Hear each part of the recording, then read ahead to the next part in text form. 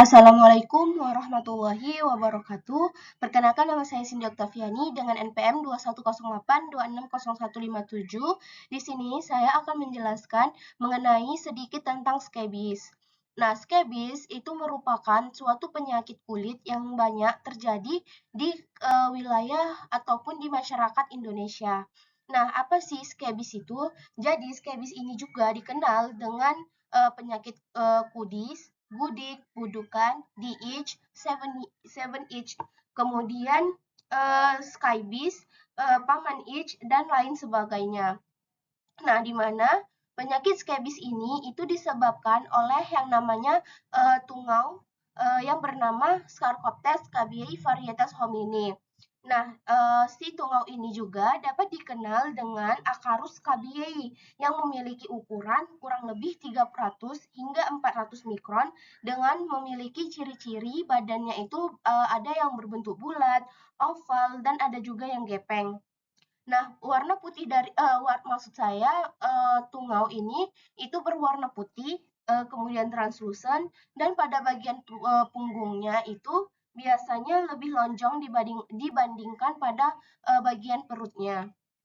Nah, untuk faktor-faktor risiko yang mempengaruhi dari si penyakit skabies ini yaitu yang pertama adalah ventilasi, di mana ventilasi ini merupakan saluran lubang udara yang berfungsi sebagai tempat pertukaran antara udara yang masuk dan udara yang keluar agar di mana suatu ruangan itu akan lebih terasa lebih sejuk. Nah, namun jika ventilasinya ini buruk, maka itu akan memudahkan patogen-patogen yang ada di luar itu masuk ke dalam sehingga menyebabkan penyakit kepada si si penderitanya.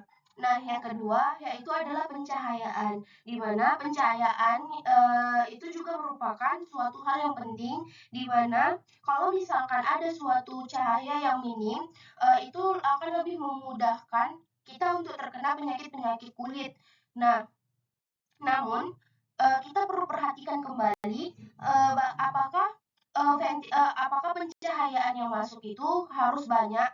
Nah, pencahayaan yang masuk ke dalam ruangan itu tidak mesti harus banyak. Karena apa? Karena kita tuh hanya memerlukan pencahayaannya itu pencahayaan yang cukup, tidak kurang dan tidak lebih. Nah, kemudian yang ketiga adalah kebersihan air.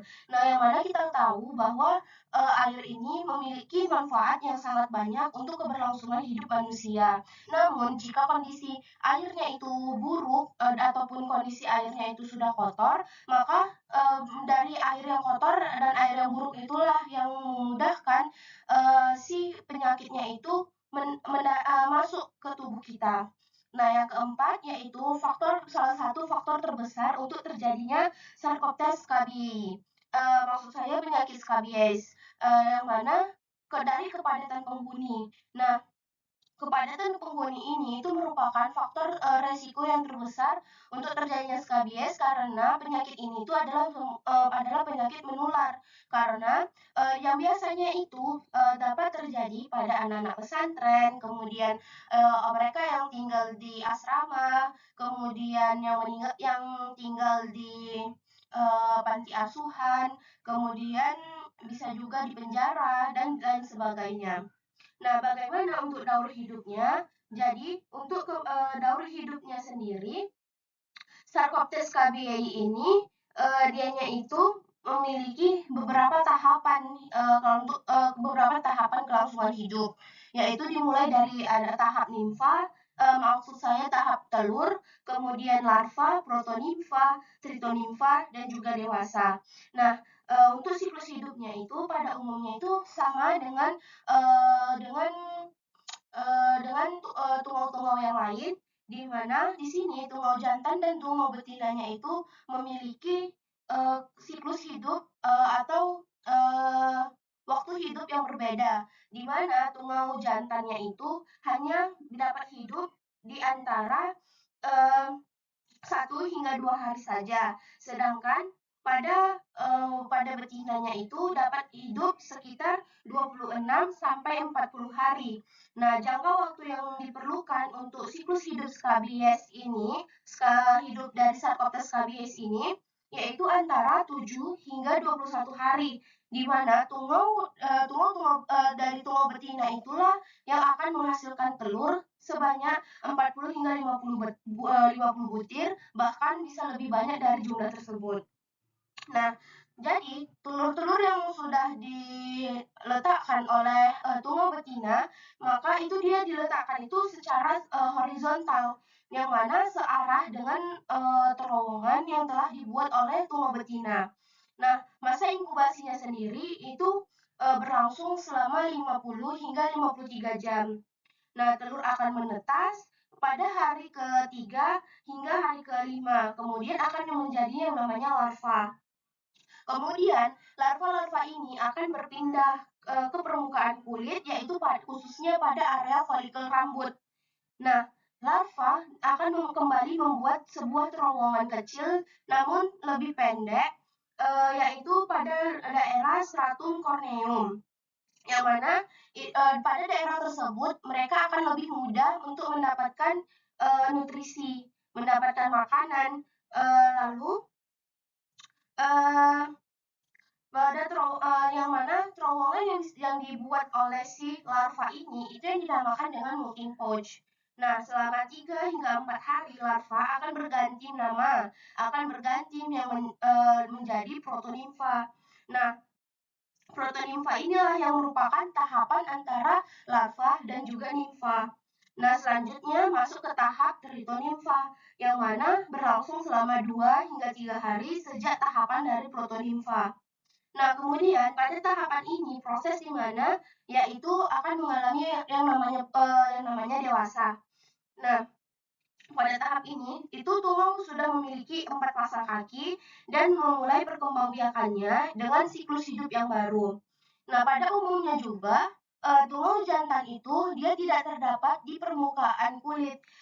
Tungau jantan itu dia akan hanya terlihat pada daerah uh, si terowongannya atau lubang-lubang yang setelah dibuat oleh tungau betina sebelumnya. Yang mana di situ tungau jantannya akan menunggu sampai ada yang tungau betinanya itu yang fertil. Kemudian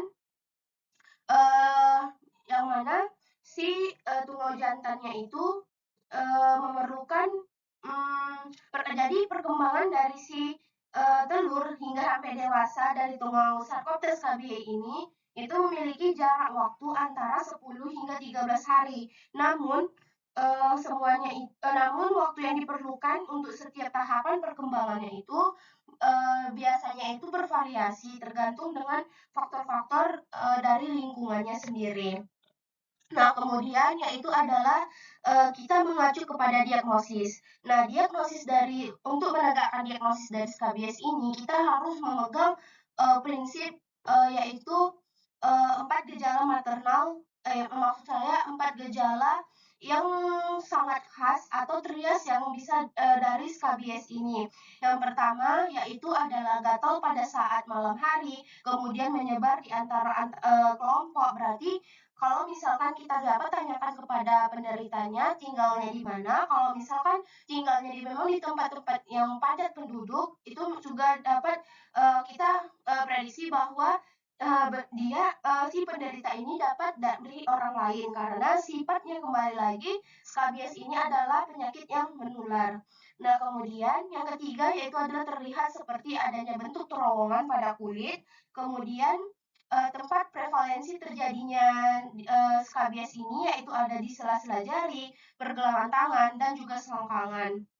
Nah, untuk menunjang dari diagnosis kita memerlukan beberapa pemeriksaan, yang mana yaitu ada skin scraping, dan juga burrowing test. Kemudian kita dapat memberikan tata laksana kepada penderitanya untuk penggunaan yaitu lini pertamanya adalah krim Clotamorin dan permethrin krim 5%.